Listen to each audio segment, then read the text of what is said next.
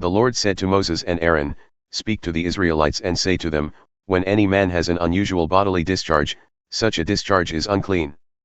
Whether it continues flowing from his body or is blocked, it will make him unclean. This is how his discharge will bring about uncleanness. Any bed the man with a discharge lies on will be unclean, and anything he sits on will be unclean. Anyone who touches his bed must wash their clothes and bathe with water, and they will be unclean till evening. Whoever sits on anything that the man with a discharge sat on must wash their clothes and bathe with water, and they will be unclean till evening. Whoever touches the man who has a discharge must wash their clothes and bathe with water, and they will be unclean till evening. If the man with the discharge spits on anyone who is clean, they must wash their clothes and bathe with water, and they will be unclean till evening. Everything the man sits on when riding will be unclean, and whoever touches any of the things that were under him will be unclean till evening. Whoever picks up those things must wash their clothes and bathe with water, and they will be unclean till evening. Anyone the man with a discharge touches without rinsing his hands with water must wash their clothes and bathe with water, and they will be unclean till evening. A clay pot that the man touches must be broken, and any wooden article is to be rinsed with water. When a man is cleansed from his discharge, he is to count off 7 days for his ceremonial cleansing. He must wash his clothes and bathe himself with fresh water, and he will be clean. On the 8th day he must take 2 doves or 2 young pigeons and come before the Lord to the entrance to the tent of meeting and give them to the priest. The priest is to sacrifice them, the one for a sin offering and the other for a burnt offering. In this way he will make atonement before the Lord for the man because of his discharge. When a man has an emission of semen, he must bathe his whole body with water, and he will be unclean till evening. Any clothing or leather that has semen on it must be washed with water, and it will be unclean till evening. When a man has sexual relations with a woman and there is an emission of semen, both of them must bathe with water, and they will be unclean till evening. When a woman has her regular flow of blood, the impurity of her monthly period will last 7 days, and anyone who touches her will be unclean till evening. Anything she lies on during her period will be unclean, and anything she sits on will be unclean.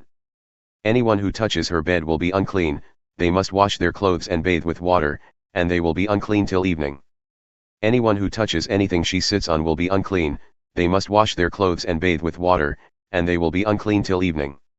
Whether it is the bed or anything she was sitting on, when anyone touches it, they will be unclean till evening. If a man has sexual relations with her and her monthly flow touches him, he will be unclean for 7 days, any bed he lies on will be unclean. When a woman has a discharge of blood for many days at a time other than her monthly period or has a discharge that continues beyond her period, she will be unclean as long as she has the discharge, just as in the days of her period. Any bed she lies on while her discharge continues will be unclean, as is her bed during her monthly period, and anything she sits on will be unclean, as during her period. Anyone who touches them will be unclean. They must wash their clothes and bathe with water, and they will be unclean till evening. When she is cleansed from her discharge, she must count off 7 days, and after that she will be ceremonially clean. On the 8th day she must take 2 doves or 2 young pigeons and bring them to the priest at the entrance to the tent of meeting. The priest is to sacrifice one for a sin offering and the other for a burnt offering. In this way he will make atonement for her before the Lord for the uncleanness of her discharge. You must keep the Israelites separate from things that make them unclean, so they will not die in their uncleanness for defiling my dwelling place, which is among them. These are the regulations for a man with a discharge, for anyone made unclean by an emission of semen. For a woman in her monthly period, for a man or a woman with a discharge, and for a man who has sexual relations with a woman who is ceremonially unclean. The Lord spoke to Moses after the death of the 2 sons of Aaron who died when they approached the Lord. The Lord said to Moses, "Tell your brother Aaron that he is not to come whenever he chooses into the most holy place behind the curtain in front of the atonement cover on the ark, or else he will die. For I will appear in the cloud over the atonement cover." This is how Aaron is to enter the most holy place. He must first bring a young bull for a sin offering and a ram for a burnt offering. He is to put on the sacred linen tunic, with linen undergarments next to his body. He is to tie the linen sash around him and put on the linen turban. These are sacred garments, so he must bathe himself with water before he puts them on. From the Israelite community he is to take 2 male goats for a sin offering and a ram for a burnt offering. Aaron is to offer the bull for his own sin offering to make atonement for himself and his household. Then he is to take the 2 goats and present them before the Lord at the entrance to the tent of meeting. He is to cast lots for the 2 goats, one lot for the Lord and the other for the scapegoat. Aaron shall bring the goat whose lot falls to the Lord and sacrifice it for a sin offering. But the goat chosen by lot as the scapegoat shall be presented alive before the Lord to be used for making atonement by sending it into the wilderness as a scapegoat.